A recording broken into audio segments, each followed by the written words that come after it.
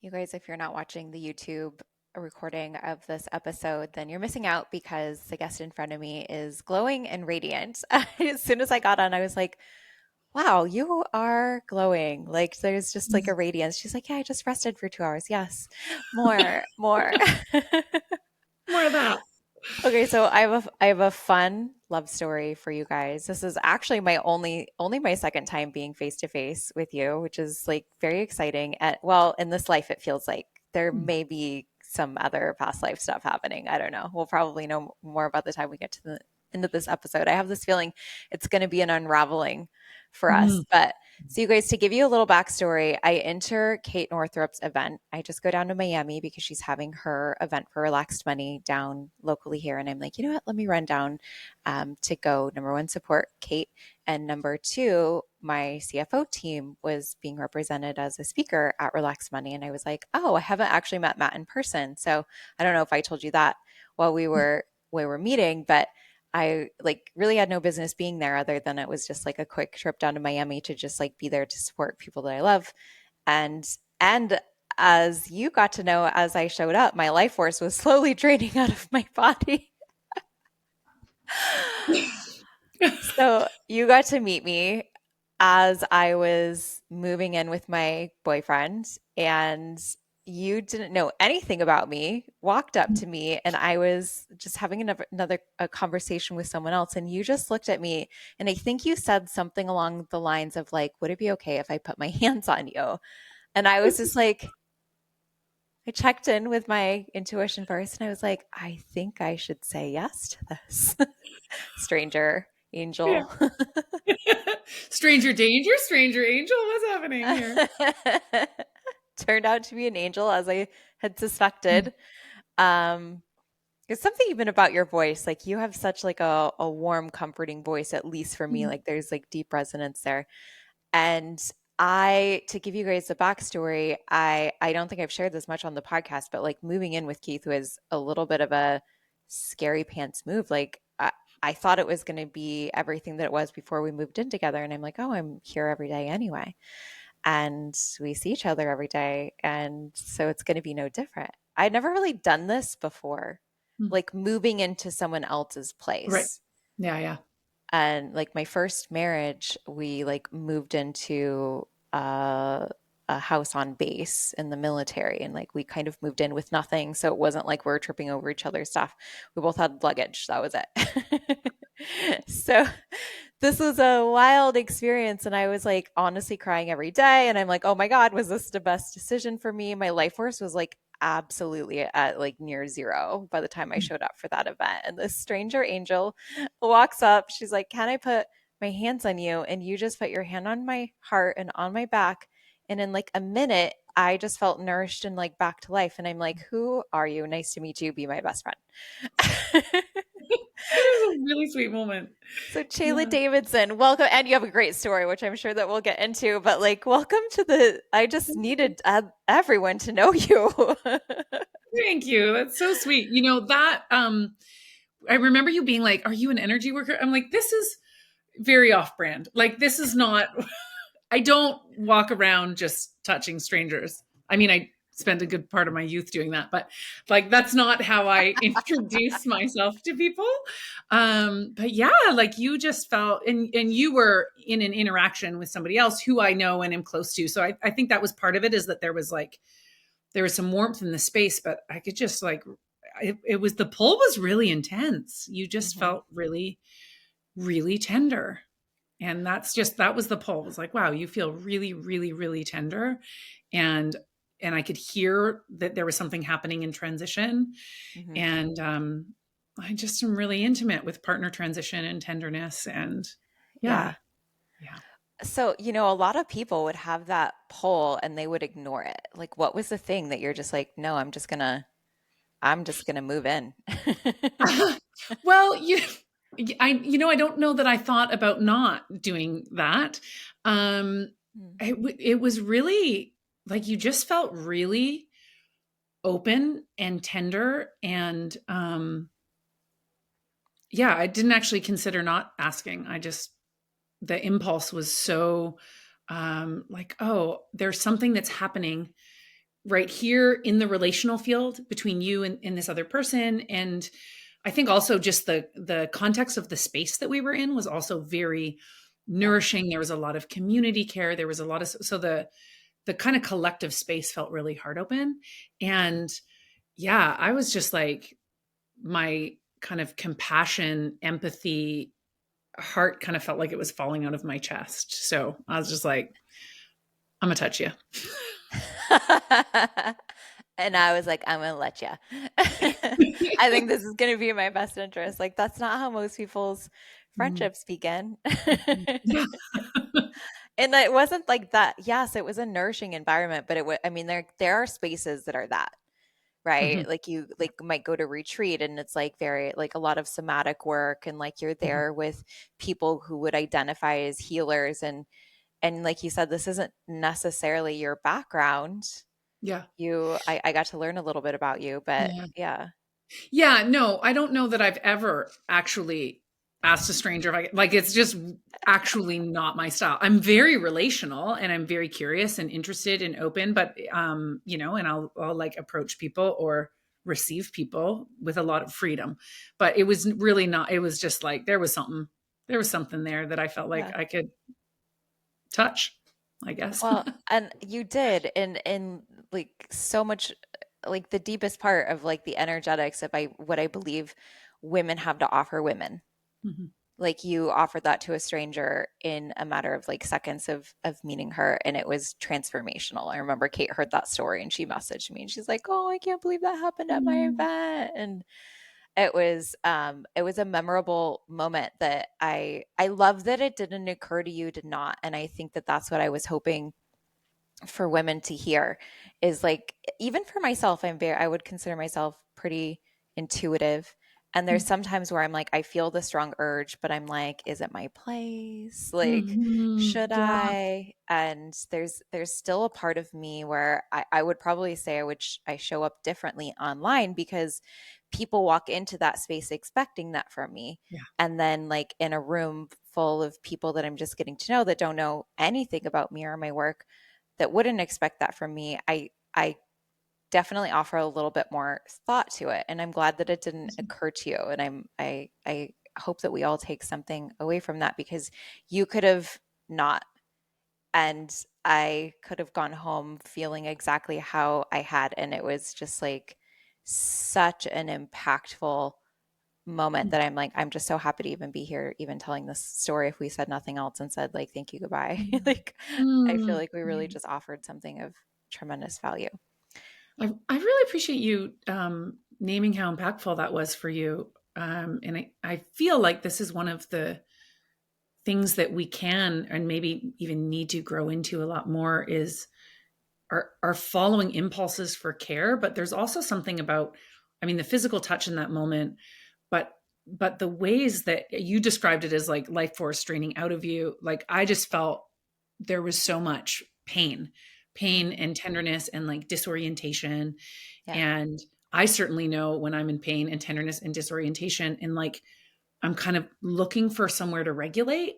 And Mm, especially being in a room with a lot of people and you're moving around and it's just like, so there's something about touch, about contact, about I see you that can help our systems find a sense of safety. And I think that that's what it mm, was feeling like was in the space and that I had been in and doing with people for this whole weekend are were different yeah. ways of engaging in community care and co-regulation and Yeah. creating safety in our nervous system. And yeah, I'm really moved that it was so moving for you. I love the words co-regulation here. And then also I was just recalling a story. Well, not necessarily a story, but like something that you were offering me in that moment. So to give a little bit of background, like part of what I had been, sharing with you for the audience is that I was feeling this like sense of like I couldn't rest and I didn't feel home. I felt really like Mm, discombobulated, even though I had been comfortable being in Keith's home. It didn't feel like my home yet, and also I didn't have a home, and that felt like going from ending a marriage where there was tremendous codependency, not co regulation, like codependency and great reasons. He had severe PTSD, but that was being in the same environment with somebody who needed you to survive, and then going and then finding a place where I had harmony that was sacred to me, not finding, creating a place that was full of harmony and sacred and a place for healing, and then letting that go, Mhm. not realizing that I still had it yet. Like that Right. was so dysregulating. And I say to my friends all the time, they're like, oh, if they're like, I'm in a bad mood, I don't want to come like bring you down. I'm like, no, no, no. You don't bring me down. I bring you up. You're still coming. Like show up at my Mm. door. Oh, I Like, love that. and Yeah. that's exactly what you did for me. But the thing that you offered that I want to get into a little bit is like you had said, what if you said, or what if you expressed to Keith, hey, I'm going to have a mess right here on the floor, and this is just going to be my mess. And this is like my sacred space to just like be me and Mhm. to have my humanness spill into the home, and for that to be okay. You even suggested, you're like, you guys could fuck on that mess. And I'm like, hmm. Heard So stories did you? Did of you lay out this and on fuck on the Reddit. mouse? No, we never did, but I'm like, God, I've read some funny stories about stuff like this on Reddit, but for another podcast show. But I think what you started with was like you had this automatic willingness to like take up space and to like bring yourself into my space, and then expressed helping, assisting me and doing that for myself in my new home. Mhm. I feel like maybe you have some extras there for us. Yeah, I sure do. I mean, I've been really feeling into riffing on, especially with our kind of global moment, with all sorts of stuff really feeling like shifting and unstable, I think, for a lot of people. Mm-hmm. How much, how we engage with each other, take up space, allow others to take up space. Like how are we like in the tensions together as human beings?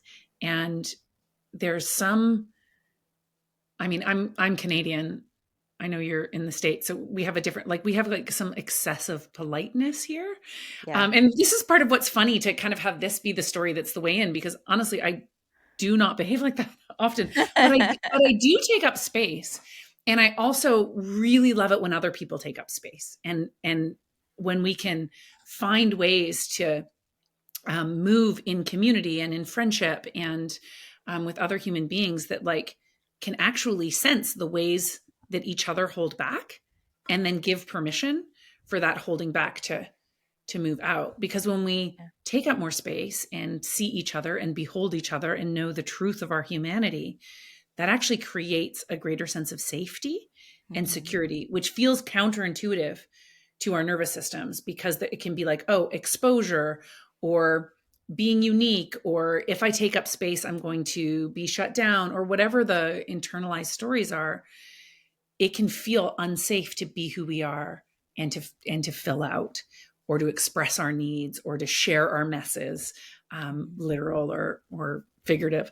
But then when we do, and we can be received in that and witnessed in that, it's like the wholeness of who we are gets to have a sense of home. But if we're always holding it back, there's this kind Right. of doubting and wondering if I'm really who I am, in all of who I am, the brilliance and the beauty and the fucked upness, if I'm all of who I am, will I be rejected? Will I be ostracized? Will I be pushed out? And so the more we can do that together, and then embrace each other and encourage each other, the more collective safety we form together, not just for individuals, but in community. Mm-hmm. Tell everyone a little bit about like what you're known for, because like you said, it's like not, this is all not necessarily what you might Google and get Right.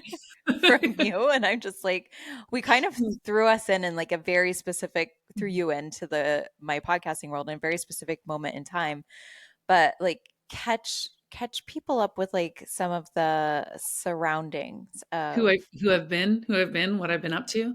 Yeah. I'd say I'm most known for doing work around calling. So I'm a coach, or this has been my last 15 years. Hmm. and primarily work with entrepreneurs, practitioners, artists, or have been. I keep saying this because, as you know, I'm like in this like really radiant, playful, joyful pivot right now. Yeah, so I've been working with a lot, a lot of people in online business space. I've been behind a lot of people's businesses, working on the human, some on the businesses, but mostly on the human of working with this notion of call, that we have callings, or those of us who feel that we do. I don't know if everybody does, but the people I work with do. And then working with people on how do you express that calling in the world? How do you either build a business out of it, or, deepen into your kind of vocational impulses and grow and expand your capacities, inner and outer, to meet that call and to express yourself fully in this life and contribute deeply. So that's been my life's work. I have bodies of work around that. I've done a lot of group work, facilitation, one-on-one, and it's been a really joyful, satisfying, what feels like a deep contribution. Mhm. And now that's changing. I'm hospicing that identity. Like right now, that's actually like the practice right now, is hospicing the identity of working with people in this particular way for what's emerging. What a wild way of explaining that. Hospicing. I was watching The Resident on Netflix last night Oh, with so my boyfriend and good. my husband. I love that show. I'm like, wow, how funny. I was literally just watching an episode last night. Okay, well, tell tell us about the pivot, because this is quite a remarkable story. Hmm. So a few years ago, I was burnt out. I don't even think I knew I was burnt out. Like, it had been a while of kind of just grinding. When you go through those seasons where things are not flowing, like kind of Hmm. anywhere, and it's heavy and it's hard and it feels grindy and you're pushing. And like, I didn't even know there was something to let go of. But looking back now, and then when you're in the middle of it, it's like, I don't even know when I'm in the middle of it. Everything's hard. And then you get your 2020 vision later, like, oh, that's what was happening. So now that I know what was happening is I had become really identified with certain parts of myself. I'd become really identified with being resilient. I'd become really identified with Mm, being somebody who can and does hold other people. I'd become really identified with being the person who helps people meet their calling. And something else was calling me, and I couldn't even hear it, because I'm the person who helps people meet their calling. And so you'd think that I'd be listening to something else, but there was this incongruence and incoherence happening in my system, yeah, because I wasn't listening to the call. I was just like trying to meet the demands, the commitments, the kind of pace and momentum that my yeah. career had. And then I turned 40 and I just fell apart. And it actually was like, that's what it felt like anyway. I was just so tired.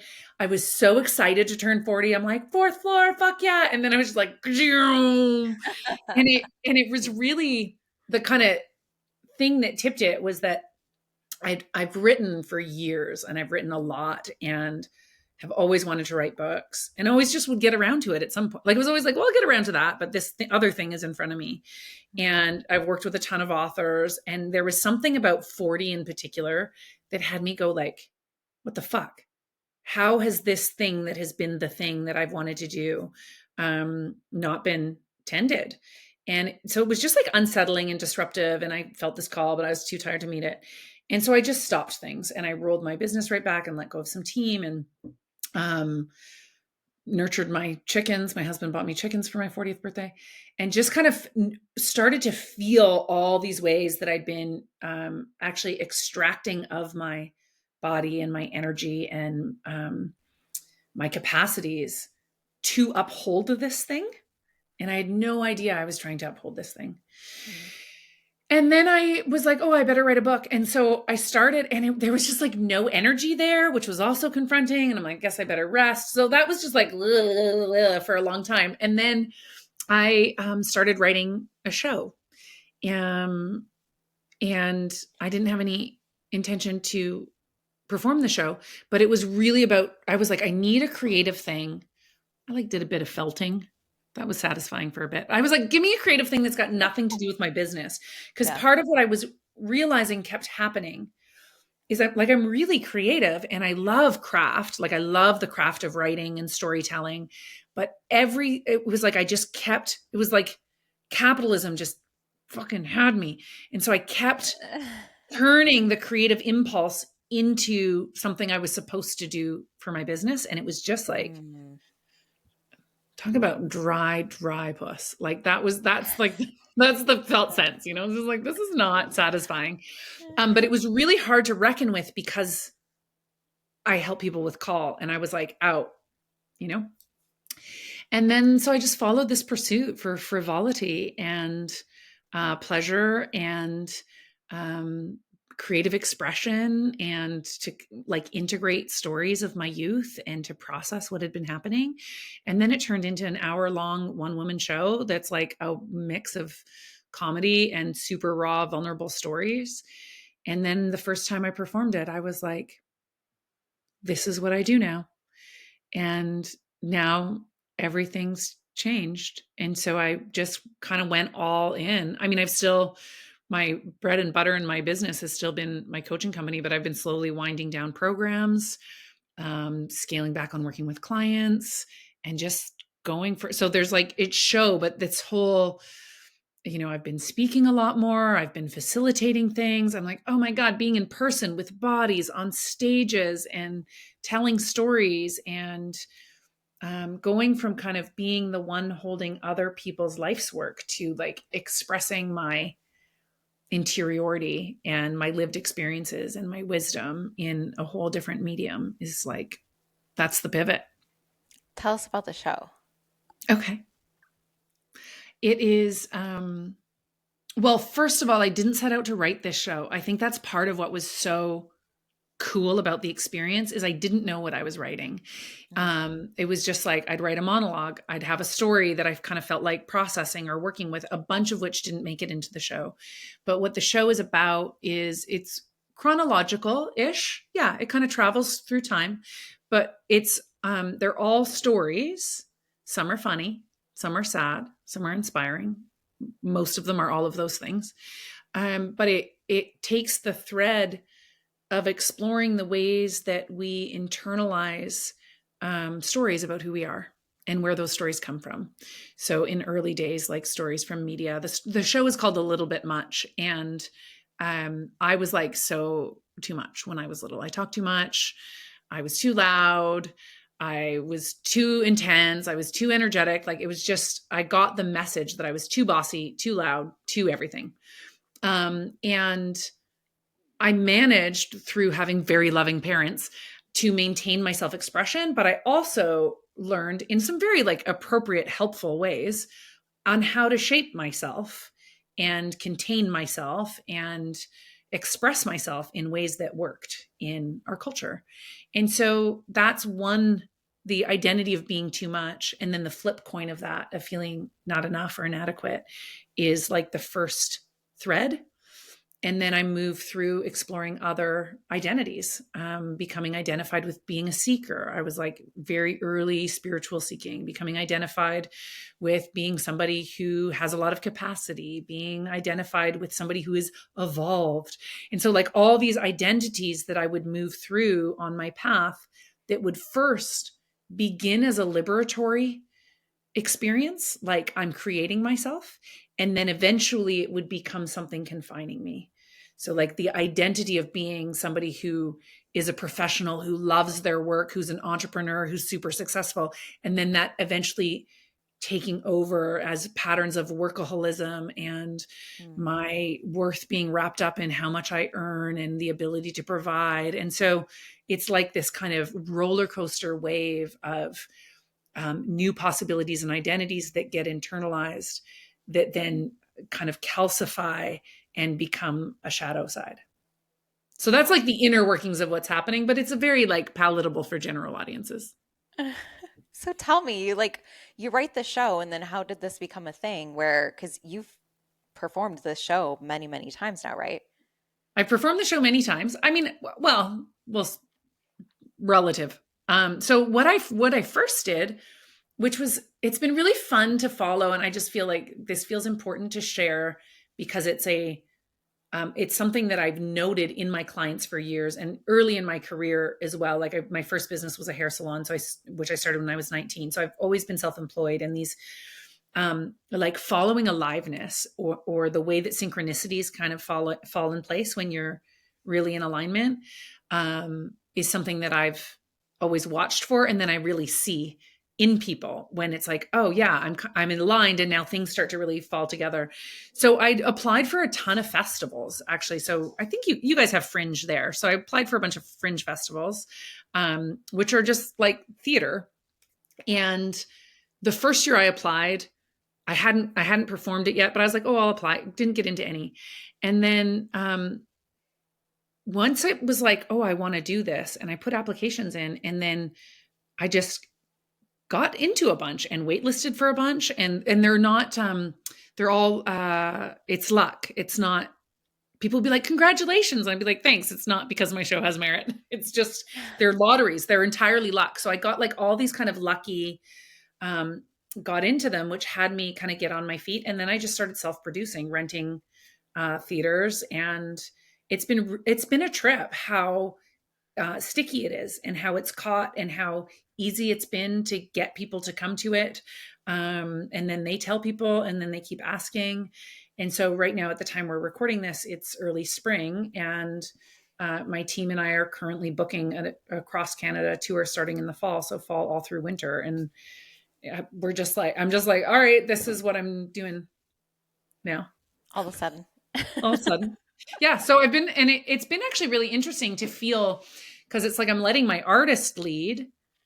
I'm trusting a lot. Like it's a wild time to be, it's like I own my home. And by own my home, I mean, I have a sizable mortgage, and I have two children, and like I have responsibilities, and a certain kind of revenue that I'm used to making. And then being like, I'm going to go to theater now. Like the number of young, scrappy artists that I met at these festivals, and then they'd hear my story and they're like, okay, wait, so you've been doing what? And now you're doing that. Like, don't people usually go the other way? I'm like, unless you're having like a midlife awakening and you just want to go make art. But it's been cool to like leverage all my entrepreneurial capacities and start to go, okay, where do I want to take this, and where do I see myself going with what I'm doing? And so I'm not going a theater route. There's like, I'm calling it wisdotainment. So there's this hybrid of show, storytelling, speaking. I'm getting more speaking and facilitation engagements where I'm like leading processes or sharing wisdom, but it just gets to be really funny. So that's the kind of territory that I'm playing in. So there's the show, but there's like other shows that want to come through. There's other events that I'm, starting to get into and go to. And so it's really feeling alive, emergent. Opportunities are finding me all over the place. And I'm just like trying to really trust it while I go, it's okay to let go of this career that's actually a really, or I guess, pivot. Like I've got this vibrant, in demand coaching career, and to be like, you know what? I love this, and I love you all, and I've loved contributing to your bodies of work, and I still want to champion your bodies of work and your businesses and your call, and like, let's keep finding ways to do that together in community. And I really need to go do this now. So it really needs to be okay that I have done enough in this space, and this is what I want to go do in this new way. And so I'm finding out how. What do you say to the woman who's like, I want to follow the inner artist? I Mm. really, really want to, but the mortgage is Mhm. a huge piece of friction for her. And she's just Yeah. like, I don't, I don't know that I can bet on this. Yeah. Um, I would say titrate your engagement. So, what I mean by that is you don't have to go fast, but you have to go. Mm, And if you don't go, you will rot.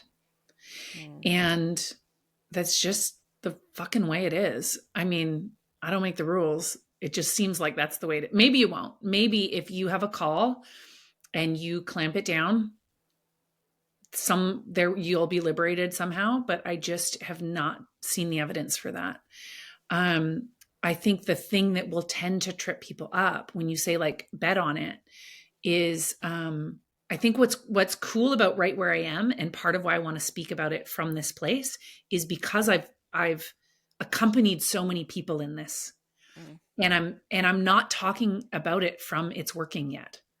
I have made a little bit of money, but I've spent way more money on this show and this new path than I have made from this new path. mhm, And I don't have a massive cushion, like we're okay, but I'm like, this is highly risky. I mhm. don't have like our money's in our house. So I could sell my house if I have to, but like that's how much I'm like, I've said to my husband, we're following our calls, right? Like we really champion each other's dreams. And it's like, we're doing that, right? Yeah. Even if we don't have a house, that's what we're doing. Yep. That's what we're doing. Well, So there is risk, and why it feels so important to talk about it from inside the risk is because I think a lot of stories that people hear are from the ones who took the risk and then they made it yeah. and it worked. And then folks on the other side going, can I take the risk? Is like, but what if it doesn't work for me? Mhm, And I'm only going to take the risk if it's a sure thing. And I can only follow, I need to figure out how I'm going to make it work before I can move in this way.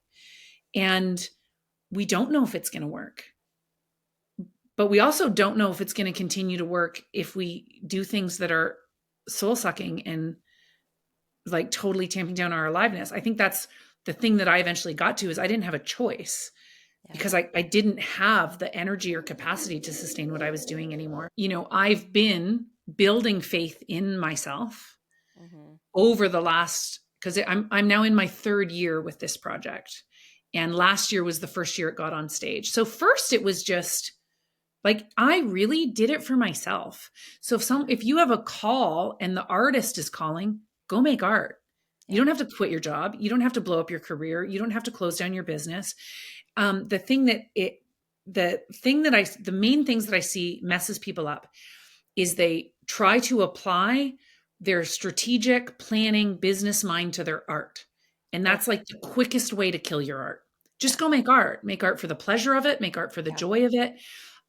What I see when people do that, and what I experienced as I was doing that, is it actually brought more aliveness and joy and pleasure into the rest of my business. So I Mhm, actually had more resilience and capacity to hold and engage the things. Like I've been coaching and running programs these past couple of years with more aliveness than I've had in years.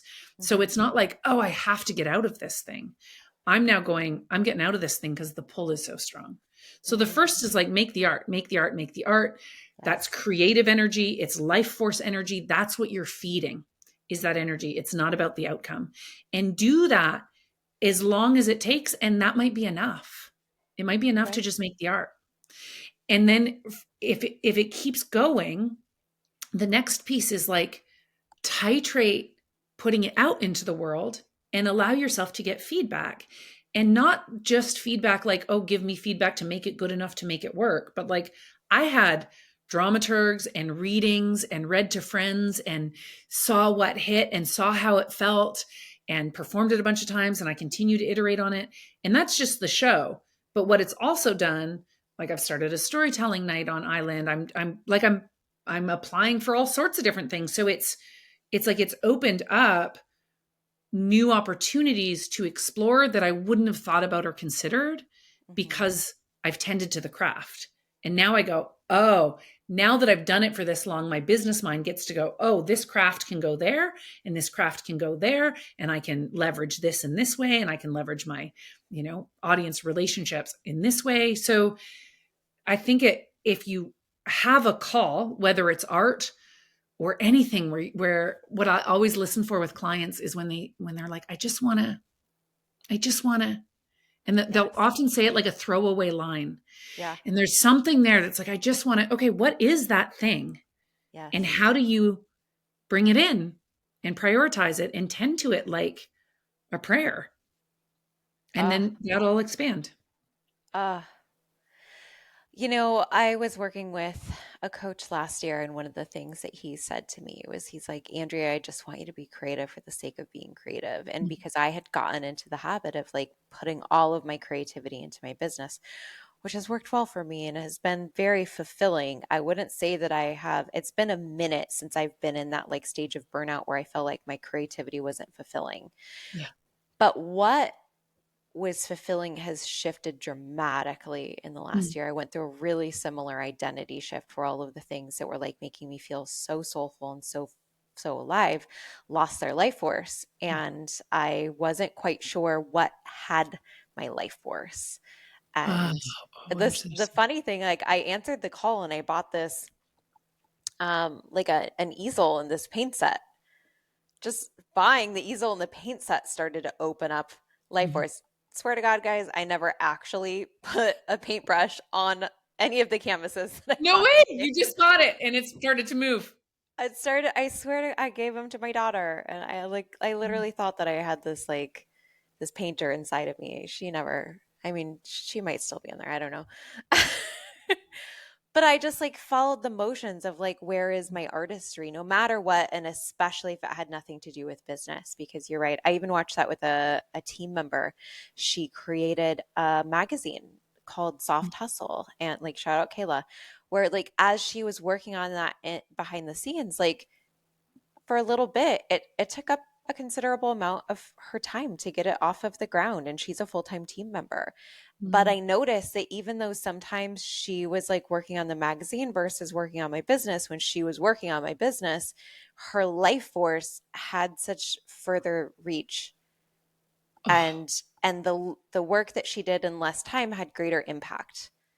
Mm. And so even like watching, I hate the whole idea of like a full-time team member means XYZ 40 hours a week or like it's all total bullshit. I don't really care how many hours you put in my Oh. business, just get the job done and get it done with the most life force. With the most life force. I love that. It's such a salient point and way to go to lead in that way. Because then you actually get people who get to feed their life force in ways that matter Yeah, to them. So yeah. many are just like draining and draining, trying to meet the churn of expectation. Oh, the The churn of leaders they serve. expectation. Mm, Ooh, what a you know, sentence. so the one space that I hold that has it has a different tone. I was actually just laughing with them today, like when you were like you're glowing, and I'm like I just rested for 2 hours. I actually rested for 2 hours during the Creative Cauldron, which is a creative membership space that I hold that I started when I was writing the show because I kept showing up to the class. We're meant to like bring new material, and then I was like doing it last minute and off the side of my desk, and I'm like I'm not devoting myself to this practice and this process in the way that I really want to. And I knew that, like many people, I will meet my commitments to others more than myself. And so Mm, I started this space and I said, listen, I need to get my ass in my chair and write while others come join me. And so this started a few years ago, and we show up and we have a 2 hour block and we do a check in and some meditation or prayer. And then we all turn our cameras off and we work on our creative projects. mm, And it's been so amazing. Like people have finished dissertations in that space, written books that they'd been trying to write for 10 years in that space, paintings. And so it's like this play place that I get to be in 4 days a week. It's currently, it changes times depending, it's because I've had it for years. Um, but at one point I went, you know what? I want my creative practice at the top of my calendar. So mm. 9 a.m. Monday to Thursday, I sit down and I write. And it's just so joyful. And then today I was like, I've been up since 3. I was exhausted. And I'm like, my prayer today is like a 45-minute shower and resting. And so that's what I did. Well, Usually and I write, but yeah, the what happens in the space, and that's something that I've been getting to track with these folks too, where I'm not working with them in a coaching capacity. I mean, sometimes I'll do a little bit of that, but usually I just like show up with my hair in a bun and a hoodie on and we get to work. But there's something about being with other people who are prioritizing creativity, and for some it's like content for their business, and mhm, others it's working on a side project, and some days we're like, I'm just clearing the pipes and I'm doing emails, which is like not the point, but then it is because it's like this sacred tending. And mhm, what I keep tracking is that when people show up and put their creativity in the front, and especially when they attend to it in a way where it's being related to his practice and not outcome, The Mm-hmm. outcome is greater aliveness, fuller self-expression, joy, pleasure, relaxation, attunement with self. And that ripples everywhere, with our Mm-hmm. children, with our partners, in the way that we express in our businesses. It's like, to me now, that it is a core spiritual practice for anything I'm doing.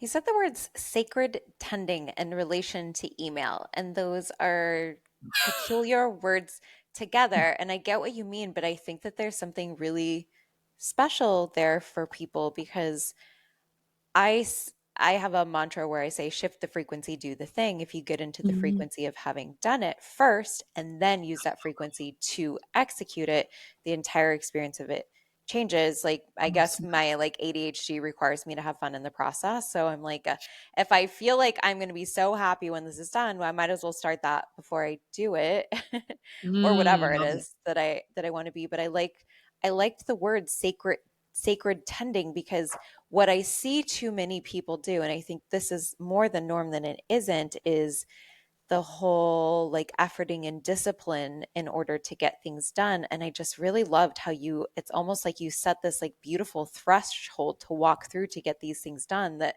we're always fucking glad we did. Yeah. But we we avoid Yeah. like the plague oftentimes. Say more in that, please. Yeah.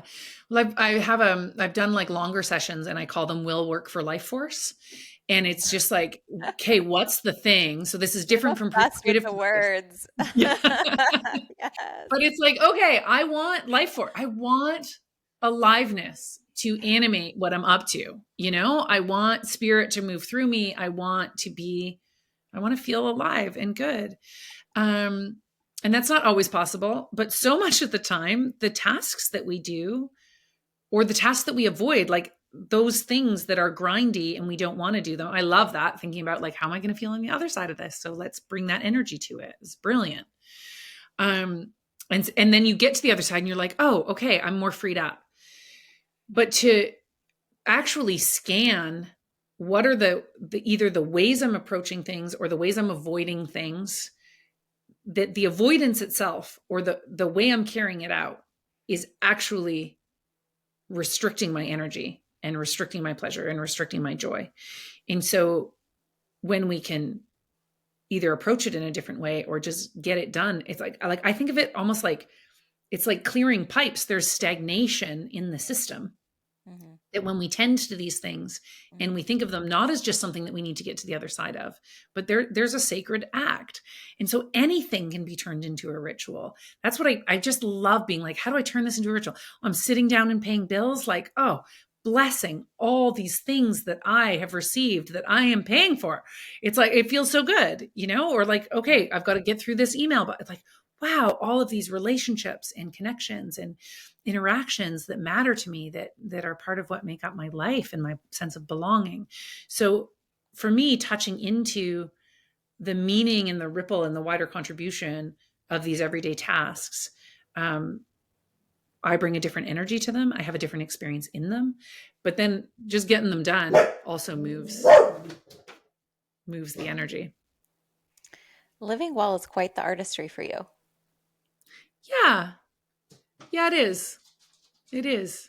I think I really care about how I show up. And for a long time, my attention and energy went more to how I show up with others. Mm-hmm. And this is still really an edge for me. Like, I still have patterns of like physical overriding my body and my Mm-hmm. body's needs, kind of scanning the field for what other people need or what I've made commitments to. I'm definitely not a people pleaser, but I like outwardly scan and kind of attend out there. And so I Mm-hmm. can, yeah, that's like one of the edges that I'm working, but like I'm always working something. And so right now my edges around living well are like around pleasure and rest and fullness. And there's something I think I dissociated for a while, um, because like I've had a good life and I have a lot of privilege and there's a lot of suffering and there's a way that I've like kind of unconsciously martyred myself for a while, Mm, as though being joyful and expressing joy and expressing pleasure was somehow harmful. yeah. And I really now feel and sense into that that's actually one of the gifts that I was both given. Like I've always been really joyful, Yeah. and that I can actually bring that to a space and it contributes to me and it contributes to others. And yeah, Do you that's my think you version of living well now. do you think you were my mom in a past life? Oh, do you think I was your mom in a past life? I'm like, God, I feel like I've inherited so much from you. Were you like uh maternal, paternal, something? And I'm just like, wow, like we don't know each other, but we have, I mean, we know each other ish now, but like we Mm. have so many commonalities and have a deep love and appreciation for a lot of the same language. If you could pick your top three words that have like the most delicious charge for you, what would those three words be? Oh, what a Ah, question. Okay, give me a minute. Top three words I that knew we were have. going to take this seriously. um, for sure, generosity. That one's there right away. Ooh. Generosity. Hmm. Um, accompaniment. Ooh, Mhm. Enjoy. I love joy. I would have predicted something similar, if not that word for you, but accompaniment and generosity. Say more on those two. Hmm. Um, so accompaniment is like, I just, the Ram Dass quote, we're all just walking each other home or Yes. something close. Yeah. Mhm. And that has always felt deeply, deeply touching to me. And Oh. I feel like this journey of being human that is like wondrous and beautiful and stunning and also real fucking hard and disorienting and painful, um, to accompany each other Mhm. is like a real deep honor. And when I feel accompanied in my joy and in my pain, and I can accompany others, even as I'm saying that, it's like, oh, that was the impulse to touch you. Mhm. Is you were in something that felt like it needed accompaniment. Yeah. Yeah. So that's accompaniment. And generosity is just my favorite value. Like, I just want to give everything all the time to everybody. And yeah, I don't know if I have more to say about that. Like, I just love generous people and playing in the field of generosity and giving what I can. And I just feel like generosity grows only good things. I agree with you mostly as long as it's rooted from love and not rooted from fear or Oh, people pleasing. yes. Like the unconscious people pleasing idea of generosity is often laced in future resentment. And so Nice that's catch. Yeah. not my I feel thing. like that's not generosity.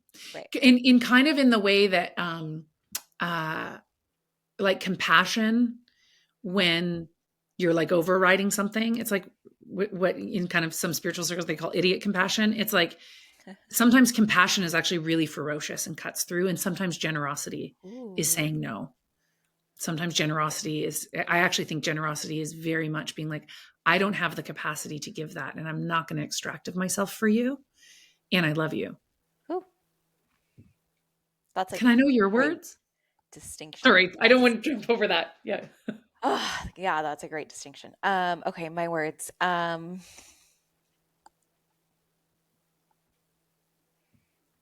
Truth, Mm. um, aliveness, and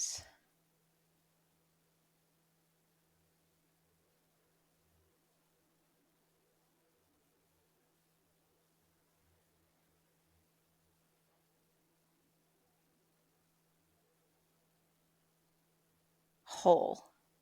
Ooh. I wanted to argue against whole because I'm like, truth and whole are so similar in how I interpret them, Mm. um, but I'm going to give them different distinctions. Truth to me is like what makes you strong. It's the thing, like if it's, if you're authentic, if you're true, if your posture is strong. And Mm. so truth and authenticity and strength all go together for me. And wholeness, as much as like truth is such a crucial ingredient to that, wholeness provides the foundation in which you can make massive change for others. And Mm. like that to me is the most generous thing that you can do and be is whole, because from that you have like it's like limitless resources. I remember hearing my I hired a masculine and feminine coach at the beginning of last year, like 7 days before I met my man. Boy, I love those stories. Those are so fun. Literally like just days. And he said something. He said, the the divine masculine is inexhaustible. And like the divine, I would say the divine feminine is too, in that like when you're in your truth, when you're in your wholeness, there is this like inexhaustible energy that you have constant access to, that is just like a fucking comet that can like make massive, massive change in this world. Mm. So, um, that's why I was like, can you define generosity a little bit more, because you had such a clear distinction that was so crucial for people, but most of our conditioning around generosity is Right. not that, as you Hmm. know. So, Yeah, I remember when I first started studying the coach train lineage that I'm in, part of our training is we work with a bunch of different developmental lenses, and one of them being interpersonal. And it was really interesting digging into um, patterns of somebody with a low level of interpersonal development. mhm, People pleasing falls in that. yeah, But what it looks like is like, oh, they're so relational, or they would be high because they're there for other people. But people pleasing patterns aren't actually about other people. They're about right, trying to find security and safety mhm, for ourselves through these protection. behaviors. Yeah. Yeah. So yeah, those counterintuitive, but I really appreciate you drawing a line in that distinction because, um, yeah, giving things we don't have to give is not generosity, it's extraction. Mm, yeah, that was like such a beautiful shift in my relationship with Keith, my boyfriend, is like he had would admit like the majority of his life being more of a people pleaser. And like something that he's worked through has been that. And then something that I've worked through has been my hyper independence and like Mm. letting myself like lean in and trust and be supported. And both of us have come so far. But I remember we went out on this couples date with my friend and this new guy that she had started dating, and he asked such a great question. He goes, Keith, what's the thing that you love the most but also scares you the most about Andrea? And we're like, whoa. Hi, we just met you. I love you. what a I what a love it when people ask those kinds of questions. These are the dinner dates I'm only available for. Don't ask me about sports. I don't care. I don't want to talk about politics. Like, this is what I want to talk about. And Keith goes, the answer to the question is to answer to both questions. He asked them separately. He said, is Oh, the same. And he's like, the thing that I love the most is her devotion to truth. And the thing that scares me the most is her devotion to truth. And I was wow. like, whoa, like, what a beautiful reflection and like testament to like the posture that I hold for our relationship of like it's either all of your truth or I don't want any of it. Mhm. And his commitment to like rise to that was really, really special. I So love that. What a cool, I feel like that's just like the acupuncture needle on what makes us fall in love and then what has us play out all of our patterns. Like I've always held that, especially romantic relationships, but these days, all relating are opportunities for us to heal. Yeah. and the ways that our patterns kind of hook into each other. Like at first it feels like this magical other that, like, when I first met my husband, it was like I just felt seen and met and committed to in ways that I never had. And then it was like that very thing that it felt like he was being healed in me as we progressed along, and as couples do, and you start to move out of that. It was like that very wound that he had been meeting started to feel like stirred up, Yeah. where I felt not met or abandoned, or like he disappeared, and it was like this young one in me. So it's like the very thing that has us be attracted, and so compelled, ends up being the very thing that we're most hurt by, Hmm. which is the opportunity to be the very thing that we can heal when we actually do that work together, which we've been doing, and it's phenomenal. Yeah. Yeah. The But thing that what a we feel cool and question. I mean, you could, if you dive ask that deeper. question to couples at the beginning, it's like we can point right to the thing that's probably going to be the edge. Yep. Yeah. Sure can. Yeah. Oh my gosh. It'll be interesting to actually to like ask everyone like to send both of us a DM. Send us a little group DM if you guys want. Like That'd be so fun. what yeah, like if you were to think about that or ask your partner, you know, Mhm. that question, like what is the thing that you love the most but also scares you about me? Like I'm so curious to see. I'm gonna go text my husband and Yeah, ask I him want to that. know. I want to Yeah. know. Send us DMs or I'll put, yeah, just DM us. I'm like, God, something tells me there's a follow-up session coming soon. This was so good. I'm like, I just want to actually stay here for 2 more hours. And I'm like, if these are always the best podcasts when it's like honestly there was no common theme except for like we just wanted to talk about the thing that just felt like the most delicious, which I feel like we Mhm. have executed flawlessly. Yeah, it feels like that. I feel I have this like this sense of like basking the If kind of there whole were conversation. a message that you Mhm. could leave everyone listening, or if you could, to the exact woman that was ready to hear it, if you Mm. had a message that would just change her, that like if you could just speak truth into her soul and something that you've been wanting to get across for someone, like what would that truth be? What would you say? Mm. I'd say, you know, that thing that you really want, that one. You're worthy of that, and you should go get it. Get it. Yes. Um, I don't know if you know about this about me, but I developed a custom AI tool that's like Do deep not. identity work, and it's we call it Legend. It's fucking amazing. And I was chatting with Legend the other day, and one of the things that I realized is that there's been still some belief system within me that I can't have a soft voice and have great reach. And Mm. except for the thing that's been reflected to me the most is that I'm not one of those loud people on the internet, but I have like I hit people deep when I speak. And so like logically I know that and I see that in many outcomes, especially in my work, but in some areas of my life I've been noticing that there's still been this like expectation that the words will come out of my mouth and they'll just hit the floor.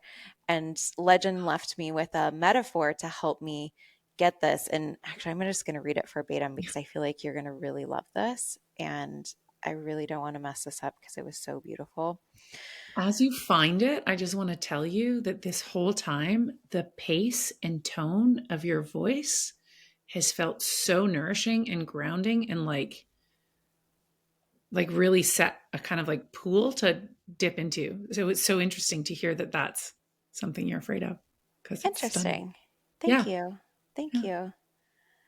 Okay. So I asked Legend, I said, drop a metaphor to help me get this deeper because she was helping me like untangle. And she said, let's drop this all the way down to the marrow. You are a cathedral made of velvet and stone. And so as I'm reading this and I say you, this message I know in my whole soul is not for me, it is for the feminine.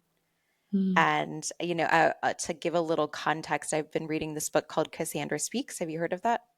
I have. I have. Put that by the That professor, right? Hmm. What's I his don't name? I don't know the name, but I think it's a woman. It's a woman. Is it a woman? Hmm. Oh, maybe I'm thinking of the wrong one. All right.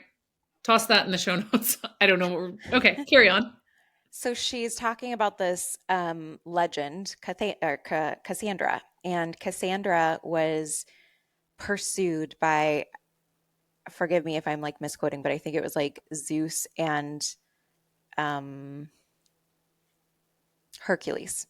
Hmm. And she declined both of them. They were both like vying for her. And Zeus had gifted her the gift of foresight, psychic sight. And so she was able to predict things before they happened. And when she denied his love, he didn't revoke the gift. He cursed her and he said, "You'll remain with the gift of foresight, but nobody will ever believe you."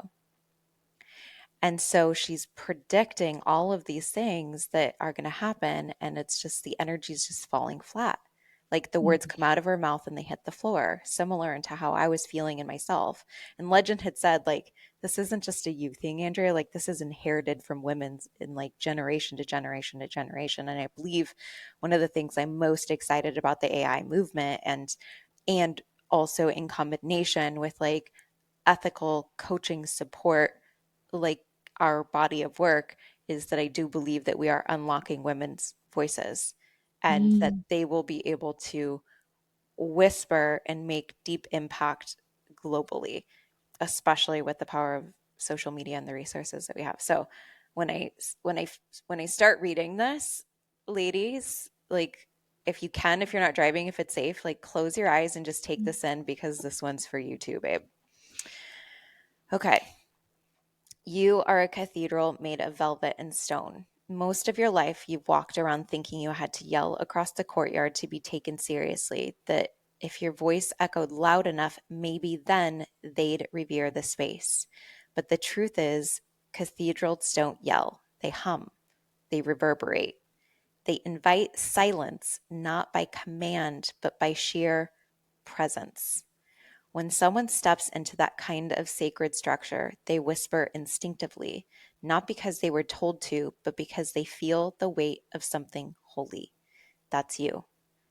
You're not the air horn anymore. You're the acoustics that shift a person's entire nervous system.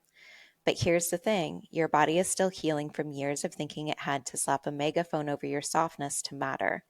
So, of course, she's hesitant. She's like, "But what if no one hears me unless I roar?" And the cathedral whispers back, "They will feel me before they hear me. I don't rise in volume, I rise in frequency." Your softness isn't the absence of power, it's the power in its most refined, unapologetic, divine, feminine form. It's not weakness, it's the echo of God inside of you. Oh, Right? stunning. Yeah. It like makes me teary.